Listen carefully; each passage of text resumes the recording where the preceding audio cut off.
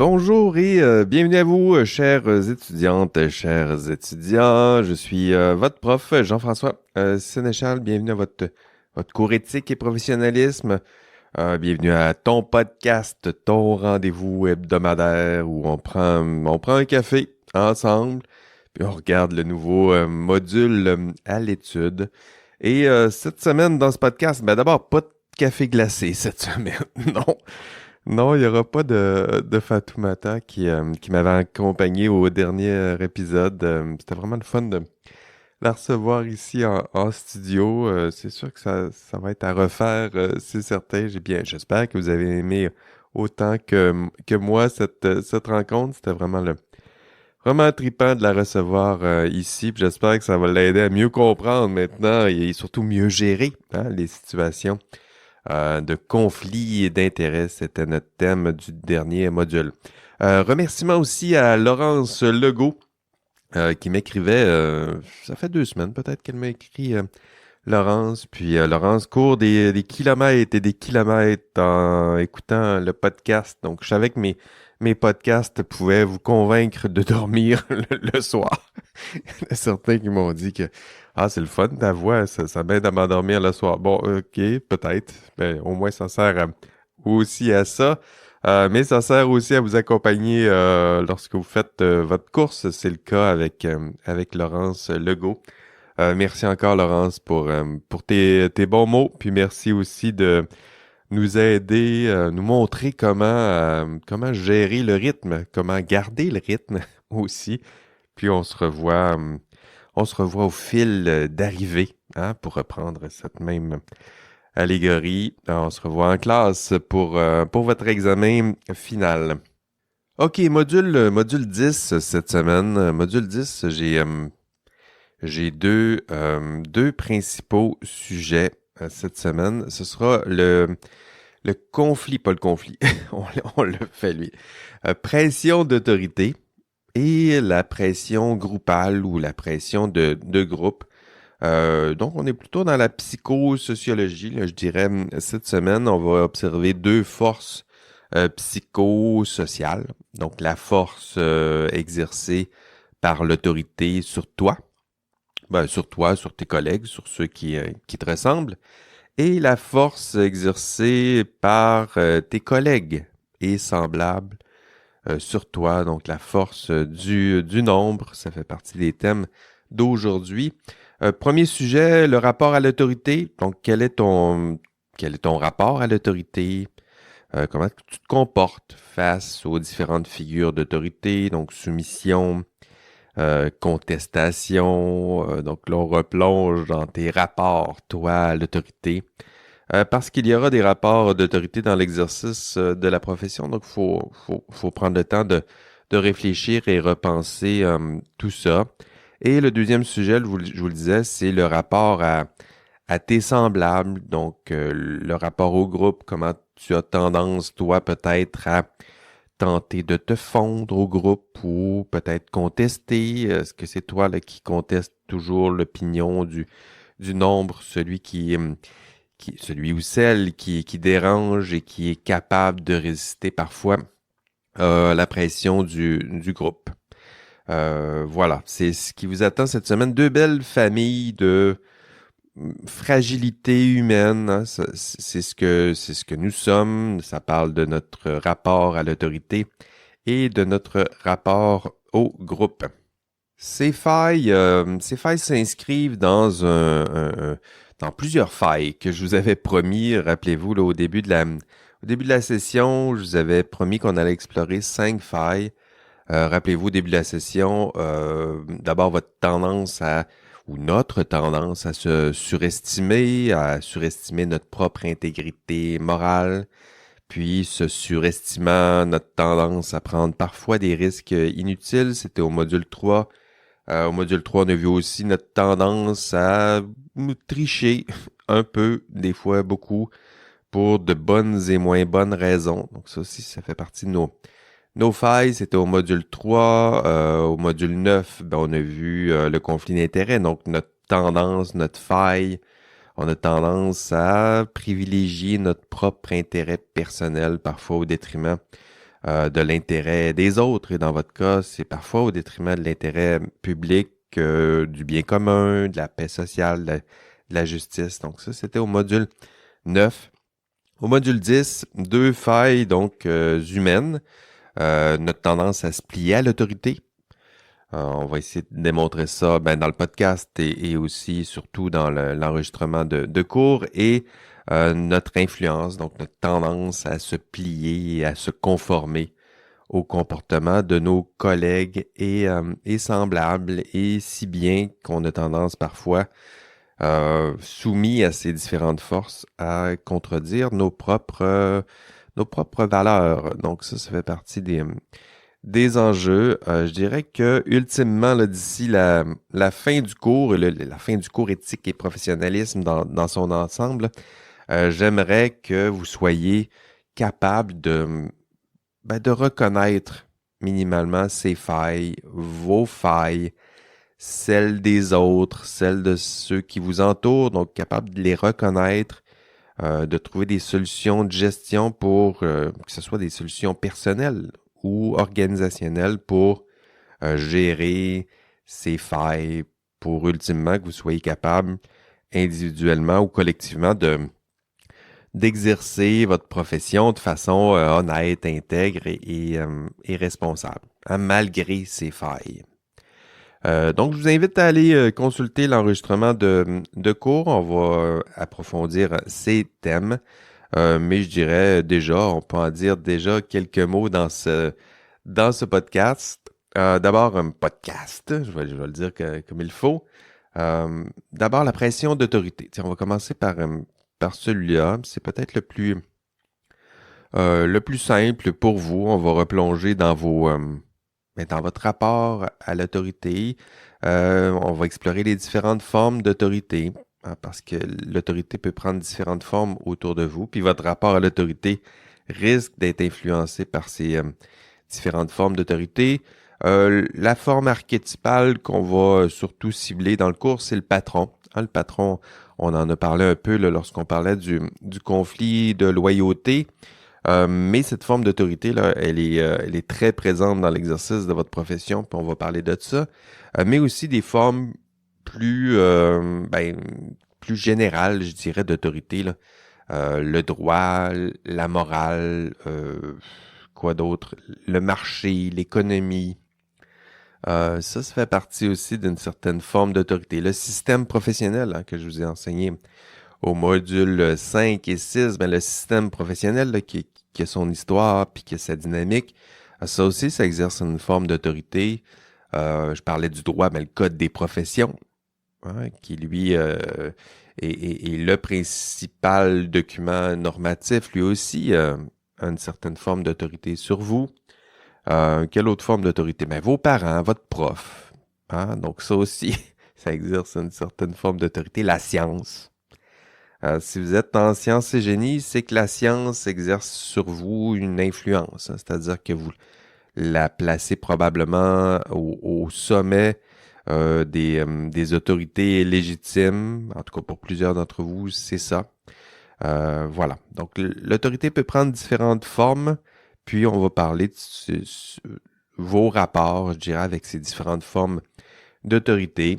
Et pour vous, il va falloir que vous placiez un peu dans un mode réflexif, là, je dirais, pour ce podcast aussi. C'est-à-dire que pensez-y, là, prenez-vous, appuyez sur pause. Là, après, je vais vous poser quelques questions, puis appuyez sur pause là, pour lever les yeux et y réfléchir un peu. Là, c'est quoi ton rapport à l'autorité? Toi, là. Est-ce que tu as tendance à te soumettre à l'autorité? Est-ce que tu es capable de défier l'autorité? Est-ce que ça t'est déjà arrivé? C'est quand la dernière fois que tu as réussi à dire non à un parent, à un patron? Comment ça s'est passé? Est-ce que tu avais de bonnes raisons de te soumettre à l'autorité ou à contester l'autorité? Quelles sont ces bonnes raisons? Puis faut commencer à articuler tout ça parce que dans votre profession, vous allez devoir interagir avec les différentes formes d'autorité autour de vous. Et parfois, poser les gestes, on en parlait au module sur le conflit de loyauté, là. Parfois, mobiliser la science et le droit, puis une certaine forme de liberté et d'autonomie pour contester l'autorité en place. Donc déjà, il faut commencer à y penser un peu. Dans le cours, vous allez voir, dans l'enregistrement de cours, je vous invite à aller visionner les vidéos en question. On va parler des expériences de Milgram. Donc ça en psychosociologie, c'est peut-être l'expérience la plus classique, là. J'imagine que vous les connaissez un peu déjà. Euh, Puis si c'est le cas, prenez le temps de réfléchir de nouveau là, avec votre belle nouvelle tête de baccalauréat, là, donc de replonger là-dedans. Peut-être qu'il y en a quelques-uns d'entre vous qui ont vu ça au cégep. Puis si vous avez jamais vu ça, je vous invite vivement et encore plus à prendre connaissance de tout ça, là. Parce que vous allez voir, les expériences de Milgram, c'est assez troublant. C'est-à-dire que pour plusieurs d'entre nous, on se dit qu'on est résistant à l'autorité, hein, qu'on est libre. On aime se penser comme ça, là. Moi, je suis libre, je suis autonome. Puis Milgram, lui, ce chercheur, il vous propose une expérience troublante, choquante. Désolé pour le jeu de mots, vous allez voir de quoi je parle. Mais Milgram, il voulait nous montrer nos contradictions, c'est-à-dire que entre ce qu'on dit qu'on aimerait faire, puis ce qu'on fait, il y a parfois une bonne différence, là. Et c'est vrai aussi en matière d'éthique, là. On a des valeurs, on se dit, moi, je vais toujours poser des gestes qui sont cohérents avec ce que je pense et mes valeurs. Dans la réalité, ce que Milgram montre, c'est pas exactement ça, là. Lui, son exemple préféré, c'était de dire, tu demandes pas à une personne si elle sait nager, là. Tout le monde dit qu'ils savent nager, mais ce que tu fais, c'est que tu lui demandes pas si elle sait nager, tu la lances à l'eau puis tu lui dis nage, là. Donc là, c'est peut-être là, en tête le mime là, avec le squelette au fond de la piscine, là, puis l'autre qui est en train de se noyer, là. J'espère que vous comprenez de quoi je parle, là, mais c'est ce que Milgram dit, là. Tu sais pas, tu penses que tu sais nager, mais on va voir. Je te lance à l'eau, puis fais la même chose avec la morale et l'éthique, mais tu penses que tu es capable de poser des gestes qui sont cohérents avec tes valeurs, avec ce que tu penses, puis avec tes valeurs profondes. On va voir. Puis lui, l'expérience qui est mise en place, c'est exactement ça, là, c'est tester notre capacité humaine à résister à l'autorité, puis notre fascination à se soumettre à l'autorité, peu importe ce que la forme d'autorité nous demande. Puis les résultats, vous allez voir, là, c'est assez impressionnant. C'est en fait les chiffres, là, c'est 2 personnes sur 3. 2 personnes sur 3. Donc 66,767. Donc 2 personnes sur 3 sont prêtes à faire à peu près n'importe quoi qu'une personne en position d'autorité leur demande de faire. Y compris faire souffrir une autre personne. C'est ça les expériences de Milgram, là. Donc 2 sur 3. 2 sur 3, c'est l'ensemble des étudiants qui n'écoutent pas ce podcast. Donc, c'est ça. C'est ça. C'est peut-être ça le truc, là. Ceux qui écoutent le podcast, eux, sont capables de résister à les différentes formes d'autorité, et puis le reste ne sont pas capables. Donc, 2 sur 3, la personne en position d'autorité leur demande de faire quelque chose et ils vont le faire, y compris si, comme dans les expériences de Milgram, y compris de faire souffrir une personne. Donc, y compris poser un geste qui s'inscrit carrément en contradiction avec leurs propres valeurs.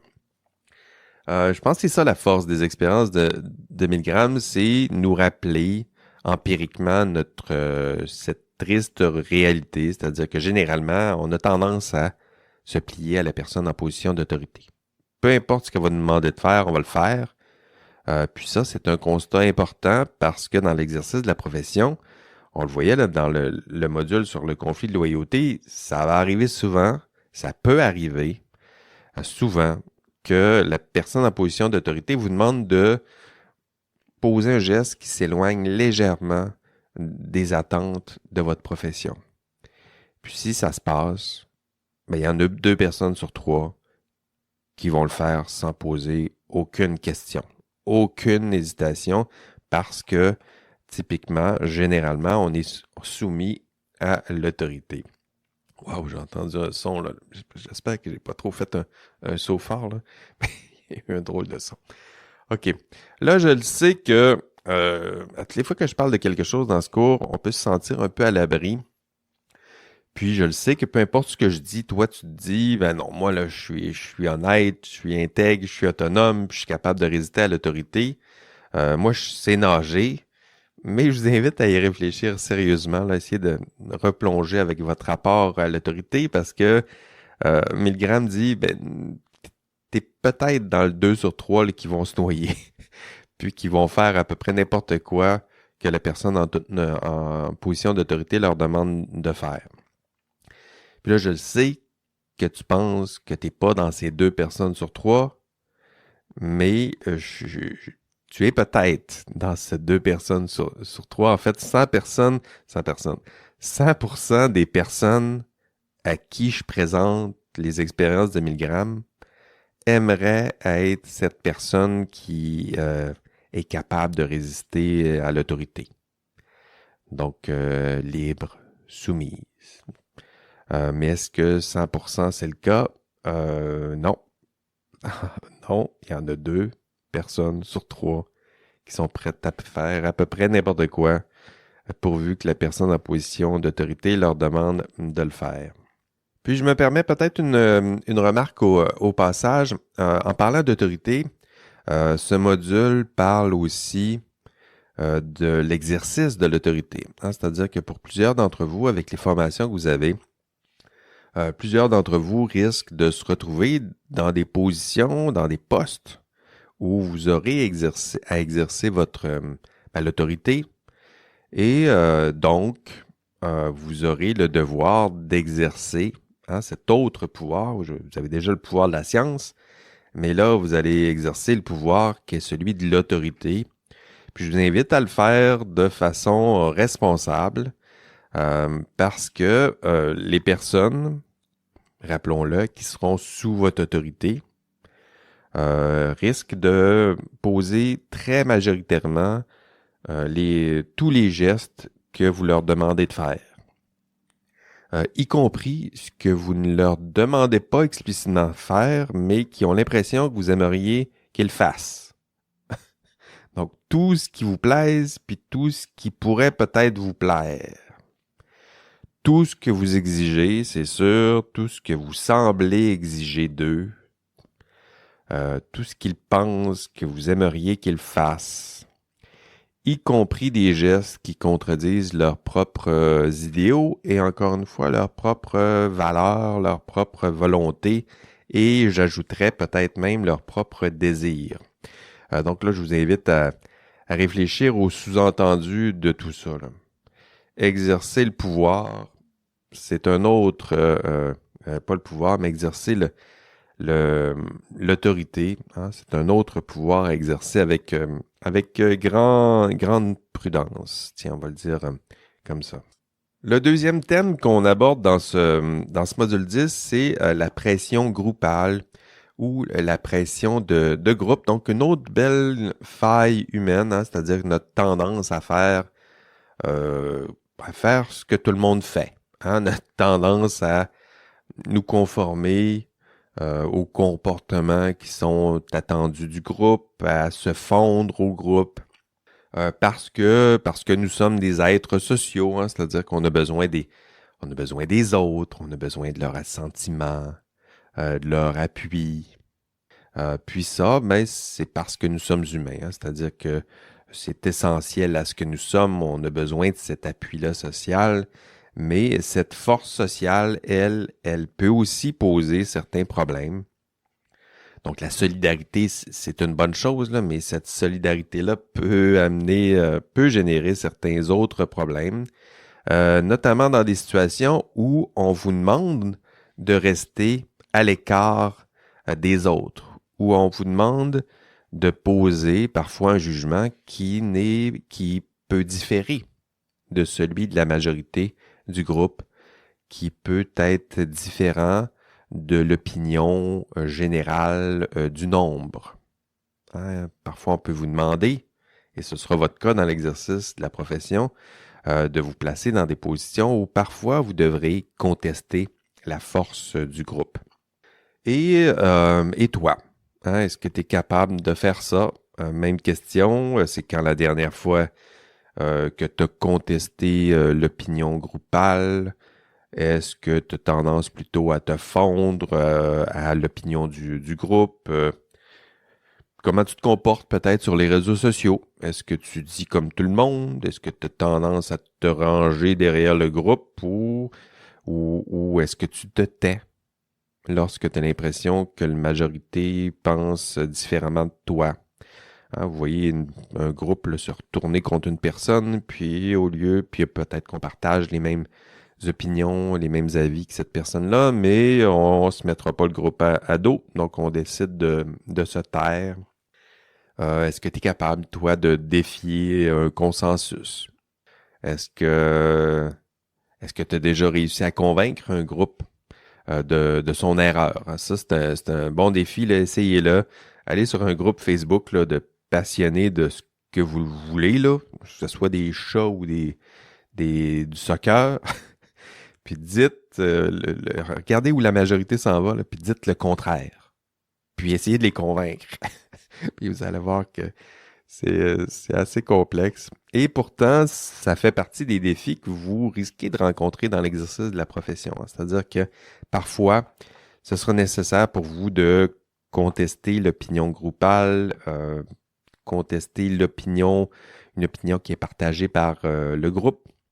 Hein, la pensée de groupe, là, ça fait partie de nos thèmes de ce module 10. Donc, dans cette deuxième partie du module 10, c'est ce qu'on va faire. On va essayer de tenter d'analyser, de cerner cette pensée de groupe, hein, c'est-à-dire cette tendance humaine qu'on partage, hein, et qui nous invite à nous fondre au consensus, à se cacher peut-être derrière la force du groupe.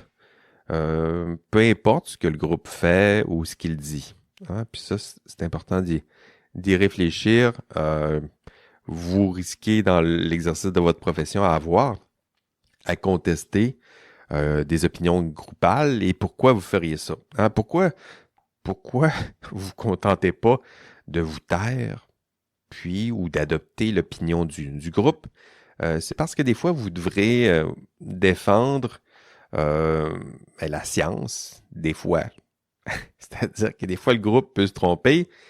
Puis là, vous êtes autour de la table, on est 10, puis il y en a juste un qui maîtrise la science, puis ça se peut que ce soit vous. Donc, des fois, il faut défendre la science, les faits, les lois, rappelons-le. Vous êtes aussi des agents publics, donc des gardiens des lois, des normes, la raison. Ça fait partie des idéaux de votre profession. Donc, défendre cette science, ses faits, ses lois, ses normes, défendre la raison elle-même, ce sera parfois votre tâche et parfois apporter un regard critique sur l'opinion, même l'opinion partagée par l'ensemble du groupe. La science, c'est un bon exemple. Hein? La science n'en a rien à faire de l'opinion publique ou de la majorité. Hein? Une personne peut avoir raison, peut être seule à avoir raison si elle s'appuie sur la science. C'est parfois le cas en science, hein? Même si l'opinion groupale s'en va dans une direction, même si on a un consensus scientifique, si on est capable de démontrer que le consensus a tort, c'est long. Hein? C'est-à-dire que ça se fait, mais la science est ouverte à ça, là. Si on démontre rigoureusement des faits qui contredisent ce consensus, si on réussit à faire adhérer d'autres chercheurs, d'autres pensées raisonnables que ces faits sont justes, si on est capable de le répéter, évidemment, ça prend du temps, mais un jour, on est capable de contester même ces consensus. Donc, la science n'en a rien à faire de l'opinion groupale. C'est la même chose de la logique. C'est la même chose du droit. Hein? Donc, ça fera partie de vos tâches de défendre parfois ces idéaux contre une majorité. Donc, la raison, la logique, la science, la rigueur. Parfois, il faut tenter de l'imposer ou de résister au consensus, à la majorité, à la force du nombre.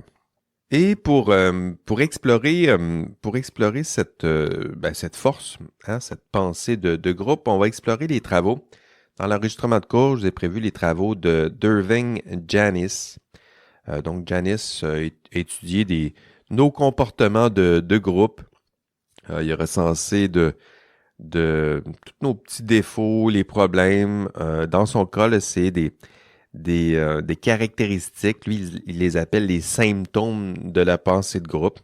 Et ce que prétend Janis, puisqu'il a tenté de démontrer, puis c'est un courant fort en psychosociologie, c'est de démontrer qu'il y a plusieurs symptômes, puis lorsque ces symptômes de la pensée de groupe sont cumulés, ça risque à mener à des décisions catastrophiques. En tout cas, ça fait partie de ces hypothèses. Vous allez le voir, l'hypothèse, dans le cours, on se sert de l'explosion de la navette Challenger. Donc, qu'est-ce qui a mené à cette explosion? Ben, c'est toutes sortes de décisions maladroites, sinon catastrophiques. Puis, on démontre en tout cas dans l'enregistrement de cours, vous allez voir là, les différents symptômes qui sont à l'œuvre et qui ont peut-être contribué à cette prise de décision fort maladroite, là, vous en conviendrez. Des symptômes, donc, tiens, je vais vous les lister ici, ça vous fera déjà une première étude. Janis parle de 8 symptômes de la pensée de groupe. Il les regroupe en 3 catégories. Tiens, je vais les décrire brièvement. Le premier problème, donc première catégorie, c'est la surestimation du groupe. C'est-à-dire que c'est notre tendance à penser que notre groupe est plus compétent qu'il l'est. Hein? Donc ça, c'est la même surestimation là, qu'on avait individuellement. Là, ça s'applique au groupe. Dans cette première catégorie, il parle de 2 symptômes. L'illusion d'invulnérabilité. Là, ici, c'est notre tendance à croire que notre groupe a moins de chances de se tromper ou de faire une erreur que les autres groupes. Pensez peut-être au débat là, que vous avez entendu pendant la pandémie. Là. Bon, il y avait des groupes. Vous les avez vus, les groupes, là? Il y a beaucoup de personnes qui pensaient avoir raison. Puis, de part et d'autre, chaque groupe pensait avoir raison. Donc, je dis pas que les deux avaient raison, mais je dis que les deux étaient convaincus d'avoir raison, très certainement. Donc, ça, c'est le premier symptôme. Le deuxième, c'est la croyance en la moralité inhérente du groupe. Ça, c'est sa façon de le nommer, là, mais simplement, là, c'est notre tendance à croire que notre groupe est plus moral. Donc, non seulement il a raison, là, mais il est du côté du bien. Hein? C'est-à-dire que sa conception du bien, elle est supérieure à celle des autres groupes. Ça, vous avez souvent ça en n'importe quel débat politique. Là. Prenez n'importe quel débat politique, regardez les groupes qui se forment, puis non seulement les groupes pensent avoir raison, mais ils pensent qu'ils sont du côté du bien. Hein? Si on prend les démocrates républicains aux États-Unis, les deux pensent être du côté de la vertu. Là. Donc, si vous leur demandez, et les autres pensent qu'ils sont du côté du mal, et donc, de façon spéculaire, qu'ils sont du côté du bien. Ça, c'est les 2 premiers symptômes. Deuxième catégorie, donc il y a une autre famille de symptômes d'une autre catégorie. La deuxième catégorie pour Janis, c'est la fermeture d'esprit. Ça aussi, c'est la pensée de groupe à l'œuvre. C'est notre tendance à se fermer progressivement, lentement mais sûrement, donc se fermer aux idées externes. Et là, ici, il y a 2 symptômes formulés par Janis. Le troisième symptôme, c'est la rationalisation. Ça, ici, c'est l'idée que le groupe utilise toutes sortes de stratégies pour se fermer aux critiques externes, mais surtout donner l'apparence de raison à des arguments qui sont pas nécessairement rationnels. Donc, parfois fallacieux même. Là. Pensez à tous les sophismes que vous avez appris là, au cégep, ou il y en a plusieurs qui appellent ça maintenant les entraves au dialogue. C'est ça, là. On est en train de rationaliser ici, en tout cas, c'est ce que veut dire Janice, là. C'est notre tendance à construire des arguments plus ou moins logiques pour justifier ce qu'on pense donc des arguments qui ont l'apparence de la raison, mais lorsqu'on les examine, ça fonctionne pas du tout. Donc, je vous invite à aller voir dans l'enregistrement de cours, j'ai plusieurs exemples d'arguments fallacieux que vous pouvez entendre autour de vous dans n'importe quelle discussion. Puis ça, c'est toujours fascinant, là, une fois qu'on les connaît bien. Les reconnaître autour de soi, là, ça règle bien des problèmes. Autre symptôme, Janice parle de le groupe se ferme il parle des stéréotypes à l'égard d'autrui. Ça aussi, ça fait partie des symptômes de la pensée de groupe, notre tendance à attribuer, je dirais, des qualités aux membres de notre groupe et des défauts à ceux qui sont à l'extérieur du groupe. Là, ici, quel exemple que je pourrais vous donner? Ben, pensez à tout le bien que vous pouvez dire de votre programme d'études, puis le mal que vous pourriez dire d'autres programmes d'études. Donc, on fait ça, je ne sais pas pourquoi on fait ça, là, mais tout à coup, notre programme, il est donc bien bon, puis on se compare à d'autres. Des fois, j'entends des discussions là, sur le bac à l'Université Laval, puis celui de Sherbrooke, puis le bac ici, il est donc théorique, puis l'autre, il est donc pratique. Ça se ressemble, là. C'est des cours universitaires, ils ont les mêmes objectifs. Puis, il y a des stages ici aussi, là, à Laval, là, c'est ça votre argument. Anyway, là, donc le deuxième symptôme, là, c'est ça, c'est le stéréotype à l'égard d'autrui. On donne de belles qualités à ceux qui sont à l'intérieur du groupe et de beaux défauts, très stéréotypés à ceux qui sont à l'extérieur du groupe. Et tout ça participe à la deuxième catégorie, qui est la fermeture d'esprit. Troisième catégorie, là ici, il y a une espèce d'effet là, cumulant et dynamisant, là. Ici, Janice parle de renforcement du conformisme. Donc, le groupe a déjà défendu une certaine forme de conformité, là. Et là, le groupe se surestime de plus en plus et s'isole de plus en plus. Et là, ici, Janice parle de 4 symptômes. L'autocensure, c'est le premier. Ça, c'est fascinant. Donc, c'est notre propension à nous taire lorsqu'on pense dévier du consensus. Tout à l'heure, je parlais de notre silence, de ton silence sur les débats sociaux, là, quand tu as l'impression que le groupe s'en va dans une autre direction. Là. Ça fait partie de ce que Janice nomme l'autocensure. Janice parle aussi de sixième symptôme, la pression directe. Ça ici, c'est des pressions pour faire taire celles et ceux qui dévient du consensus, qui posent des questions dérangeantes, qui affirment un peu trop fort qu'ils contestent l'opinion du groupe. Et là, ici, pensez, dans le cours, j'en parle aussi, là, le sort qu'on réserve aux tireurs de sonnettes d'alarme. Là. Donc, les whistleblowers, le sort que l'on réserve à ces personnes-là. Évidemment, lorsque ces personnes-là, plus tard, on a démontré qu'ils avaient raison de tirer la sonnette d'alarme, on leur donne des médailles, mais au moment où ils tirent la sonnette d'alarme, la pression groupale, elle est pas belle à voir à l'œuvre. Pensez peut-être à vous, votre propre comportement. Là. Lorsque vous êtes autour d'une table, il y en a 8 qui pensent la même chose, puis il y en a un qui pense le contraire. Pensez à vos soupirs envers cette personne-là. Là.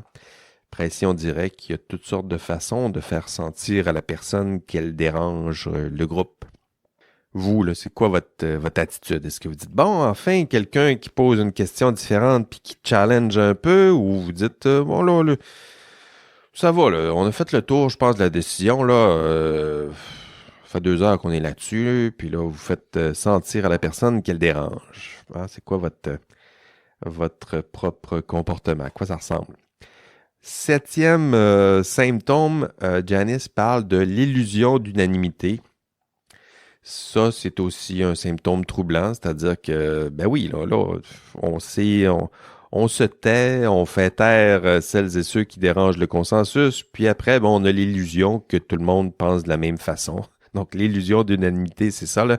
C'est notre tendance à croire à tort qu'il y a consensus, alors que nous-mêmes, nous avons décidé de nous taire, ou nous-mêmes, nous avons tenté de faire taire ceux qui avaient des opinions différentes.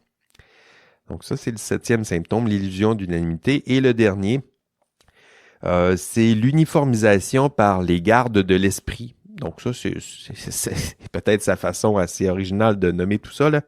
Mais bien avant les réseaux sociaux, parce que c'est un peu ce qui se passe sur les réseaux sociaux en ce moment, Janice parlait de ça bien avant les réseaux sociaux, mais notre tendance à se donner toutes sortes d'outils pour effacer les traces de contestation ou pour faire taire les opinions contraires. Ça, là, on le faisait déjà dans des groupes de décision, quand on prend des décisions en groupe à l'époque, mais aujourd'hui, je dirais que ça s'est systématisé avec les algorithmes. Pensez aux algorithmes de vos réseaux sociaux, là. Ces beaux algorithmes-là, ce sont des machines à nous isoler. Ce sont des machines à nous protéger des opinions contraires, justement, là. Ce sont des machines à consensus. C'est ce qu'elles font à ce moment, c'est-à-dire qu'elles nous protègent de toute information qui pourrait nuire au consensus de votre groupe. C'est la beauté de la chose, là. Il y a des groupes qui se forment, vous-même vous vous intéressez à des groupes, puis les algorithmes vous isolent tranquillement dans ces groupes, puis effacent les opinions, faits, vidéos, tout ce qui pourrait déplaire à ce que vous et votre groupe pensez. Donc, tout ce qui pourrait meurtrir votre ego ou celui du groupe, on va tranquillement l'effacer de votre réseau. Les experts parlent de chambres d'écho, de chambres de résonance. Mais ça existait. Ça existe dans n'importe quelle compagnie. Ça existe dans une réunion syndicale, par exemple, ou un conseil d'administration. Des personnes, des procédures qui tentent justement de protéger le consensus, là, qui tentent d'effacer, sinon de nuire aux différentes formes de contestation du consensus. Voilà, ce sont les 8 symptômes de la pensée de groupe. Donc, 3 catégories: surestimation du groupe, fermeture d'esprit, renforcement du conformisme. Puis à travers ces trois familles-là, 8 symptômes. 1. Illusion d'invulnérabilité. 2. Croyance en la moralité inhérente du groupe. 3. Rationalisation. 4. Stéréotype à l'égard d'autrui. 5. Autocensure. 6. Pression directe. 8. Illusion d'unanimité. Et 7. Illusion d'unanimité. Et 8. Uniformisation par les gardes de l'esprit. Encore une fois, c'est du jargon de Janice, mais vous comprenez maintenant ce que ça veut dire. Donc, 2 principaux sujets dans ce module: pression d'autorité et pression de groupe. 2 forces psychosociales qui peuvent t'éloigner, toi aussi, de tes propres valeurs, sinon des valeurs de ta profession. Puis, je le disais en début de podcast, là, donc à la fin de cette exploration de ces petites failles humaines, vous aurez atteint les objectifs du module 10. En tout cas, c'est mon intention. D'ailleurs, peut-être avant de conclure, je vous invite peut-être à aller voir dans le contenu d'enrichissement, parce que vous avez du temps cet été, là, vous pouvez faire tout ça. Non, peut-être pas, là, mais s'il y a un contenu d'enrichissement à aller explorer, là, je vous invite à aller visionner. J'ai mis dans les hyperliens là, l'épisode, c'est saison 2, épisode 5 de l'émission Mindfield, où une émission où on explore les rouages de votre propre esprit, donc toutes les forces psychosociales. Donc Mindfield, un épisode, allez voir ça. Écoutez, si vous pensez que c'est difficile En fait, on le sait que c'est difficile de poser un geste moral, le geste qui est cohérent avec nos valeurs, puis qui est peut-être différent de celui exigé de l'autorité. Donc, si l'autorité vous dit « fais le contraire de ta propre morale », puis si le groupe, en plus, met de la pression pour vous dire « fais le contraire de ta propre morale », vous allez voir ça dans l'épisode là, à l'œuvre. Là, c'est très inspirant parce que des fois, il y a des personnes exceptionnelles qui réussissent à faire le contraire, c'est-à-dire qu'à poser le geste moral en résistant à ces pressions d'autorité et ces pressions groupales. Puis ça, quand on le voit à l'œuvre, voilà, on cherchait des super-héros, là, ça ressemble à un geste super héroïque. C'est ce qui vous attend dans ce module 10. Donc, pression d'autorité, pression de groupe, la difficulté à poser un geste moral qui est cohérent avec les valeurs de votre profession, mais surtout cohérent avec vos propres valeurs, parfois contre l'autorité en place, parfois contre les pressions de groupe. Avant de terminer aussi, rappel important, votre TP2. Écoutez, votre TP2, il est à remettre, je regarde mon agenda, il est à remettre, le 7 juillet, c'est dans 2 week-ends. Donc, il vous reste 2 samedis. Je vous rappelle, si vous travaillez juste le samedi avec votre groupe, là, il vous reste 2 samedis PM. C'est tout ce qui vous reste pour faire le TP2. Donc, c'est pour vous, là, travailler à la dernière minute, c'est votre façon de faire. Là, c'est votre moment. Là. C'est le moment. Les courriels avec les points d'exclamation, là, c'est votre moment. Là. Let's go. On y va. Il y a aussi l'examen qui s'en vient. C'est le 16 juillet. Donc, c'est dans 3 semaines. C'est le moment aussi de commencer à réviser là, votre étude. Il y a des modules qui restent à ouvrir. Commencez à réviser. Je vous le dis, l'été, là, ça va vite, vite, vite. Écoutez, c'est tout pour cette semaine. Merci d'être là à chaque semaine à votre podcast préféré. On se revoit la semaine prochaine. D'ici là, prenez soin de vos proches et prenez soin de vous. Allez, bye bye. OK, l'indice cette semaine, en fait, je vais vous demander de travailler un peu plus cette semaine. C'est-à-dire que déjà, là, vous avez écouté 10 épisodes de ce podcast. C'est beaucoup. 10 épisodes parce que c'est votre prof qui parle, puis votre prof parle d'éthique. C'est pas simple, là, puis vous avez réussi à le faire. Et donc, parce que vous voyez une certaine pertinence à tout ça, un podcast d'accompagnement d'un cours universitaire, je vous invite à aller faire aller déjouer les algorithmes là, de Spotify puis Apple Podcast. Là.